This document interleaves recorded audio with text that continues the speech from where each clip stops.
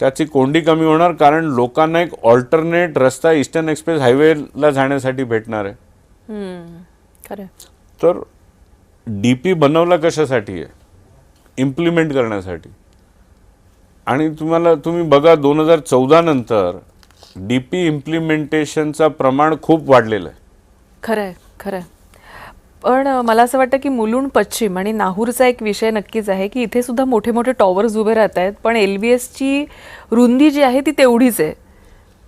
त्यामुळे ह्या टॉवरमध्ये जी लोक आलेली आहेत की ज्यांना छान घर, मोठं घर दिसतं, त्यालाही वाटतं की चांगली डबल पार्किंग असावी, पण पार्क करून जेव्हा ती गाडी गेटच्या बाहेर येते तेव्हा कळतं की इतकं ट्रॅफिक लागलेलं आहे की आपण नेमके कुठे पैसे इन्व्हेस्ट केले हा प्रश्न होतो. वेस्ट आहेत की इन्व्हेस्ट आहेत. मग LBS रोड जो आधी होता, माझा तर जन्मच मुलुंडमध्ये झालाय, त्यापेक्षा आता दुप्पट त्याची रुंदी झालेली आहे. आणि मी चुकत नसेल तर जवळपास 36 मीटरचा रोड झालाय LBS रोड. आता ट्रॅफिक आहे म्हणून देवाभाऊंनी काय केलंय, जे आमची मेट्रो चालली आहे ते LBS रोडवरनं चालली आहे. अपेक्षा आहे की 2027 पहिला क्वार्टरपर्यंत ही मेट्रोचा लोकार्पण व्हायला पाहिजे. ते जर झाला तर ऑटोमॅटिक LBS रोडची ट्रॅफिक कोंडी कमी होणार.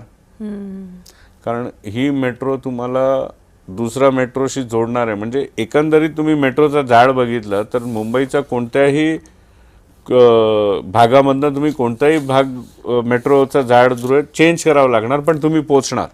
बरोबर. तर ते नियोजन देवेंद्रजींनी केलेलं आहे ऑलरेडी. आणि दुसरा टावर्स आहे वो आहेत 60-60, 65-65 माळ्याचे टावर्स झालेले आहेत. आता वस्ती वाढत चालली आहे, जागा तर लिमिटेड आहे. पण माझं एक वैयक्तिक मत आहे, जे विकास नियमावलीमध्ये मी नेहमी सजेशन्स दिलेत की तुम्ही पार्किंगवरती जो कॅप टाकतात,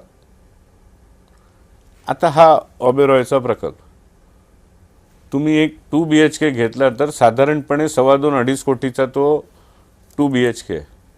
पण तुम्हाला महानगरपालिका तुमच्या फ्लॅटच्या अगेन्स्टमध्ये पार्किंग एकच देते, अलॉट करते. विकासक म्हणेन 2 पार्किंग, तर ते म्हणणार नाही नाही तुम्ही 2 नाही घेऊ शकत. अरे 2.25 कोटीचा फ्लॅट आहे, नवरा बायको दोन्ही कामाला जातात, एक 5-5 लाखाची गाडी का नाही घेऊ शकत? ते तुम्ही म्हणणार नाही, तुम्ही 2 BHK घेतलाय, तुम्ही एकच गाडी पार्क करू शकतात, मग दुसरी गाडी रोडवरती पार्क करा. कधी पण आज मी तुम्हाला सांगतो, हे तुम्ही प्रश्न विचारला की 60-60 माळ्याचे टॉवर झाले. हाँगकाँग हे डेव्हलप्ड सिटी आहे. हाँगकाँगमध्ये FSIचा कॅपच नाही आहे. म्हणजे एखाद्या विकासकांनी सांगितलं मला 50 माळ्याची बिल्डिंग बांधायची आहे 2000 मीटरच्या प्लॉटवरती, बांध. मला 300 गाड्यांची पार्किंग द्यायची आहे, करा. आपला अधिकाऱ्यांचं आर्ग्युमेंट काय आहे की नाही नाही, मग काय करतात तुम्ही, पार्किंगमध्ये मिसयूज करतात. तर तसे कायदे आणा की जर तुम्ही पार्किंगचा मिसयूज केला तर आम्ही तुमच्यावरती गुन्हा दाखल करून जेलमध्ये टाकू. बरोबर. चोरी एक करतो, सजा तुम्ही 100ला देतात.